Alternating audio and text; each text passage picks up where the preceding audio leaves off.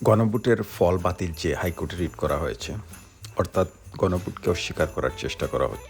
BNP সংবিধান সংস্কার কমিটিতে যোগ দেয় নাই বা শপথ গ্রহণ করে নাই, অর্থাৎ তারা সংবিধান সংস্কারের পথে হাঁটবে না। অর্থাৎ জুলাই সনদ এবং এর সম্পূর্ণীকরণ সম্পূর্ণ অনিশ্চিত হয়ে গেল।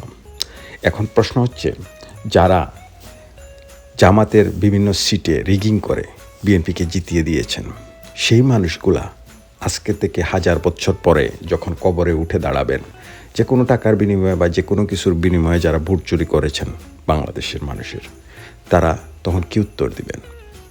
আমি আপনাদের একটা কথা বলতে চাই, বিদেশে অর্থ পাচার করে সুখে থাকবেন সেটা সম্ভব না। বিদেশের লোকরাও বুঝে গেছে যে এটি কোনো রিসোর্ট না যে এখানে টাকা নিয়ে এসেই আপনি থাকা শুরু করবেন। তারা আপনাদেরকে দিবে না চিকিৎসা ব্যবস্থা, আর ছেলের হাতে বা মেয়ের হাতে যে টাকাটা থাকে, আলটিমেটলি এই টাকা কেউই পায় না।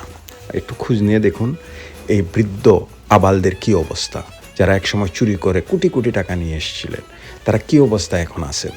এবং ট্যাক্স বিভাগ, ট্যাক্সেশন, আয়কর বিভাগ বিদেশের তাদেরকে কিভাবে নাজেহাল করতেছে, তাদের অবস্থানটা কি?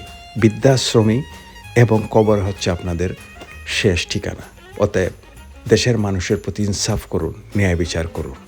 সূরা বাকারার 264 নম্বর আয়াত পড়ুন, স্মরণ করুন যে যা কিছুই করা হয়েছে তার থেকে কিছুই অর্জন সম্ভব নয়। মনে রাখবেন, ন্যায় এবং ইনসাফই সর্বোত্তম ব্যবস্থা। দেশ এবং জাতির বিরুদ্ধে যেই ষড়যন্ত্র করুন না কেন, পরিণতি বড়ই ভয়াবহ। তারপরেও আপনারা যার যা করার তাই করবেন। তাহলে এই সমস্ত কথা এবং ভিডিওর কারণ কি? এই সমস্ত কথা এবং ভিডিও হচ্ছে আমারু বিল মারুফ ওয়া নাহইয়া বিল মুনকার। That's all.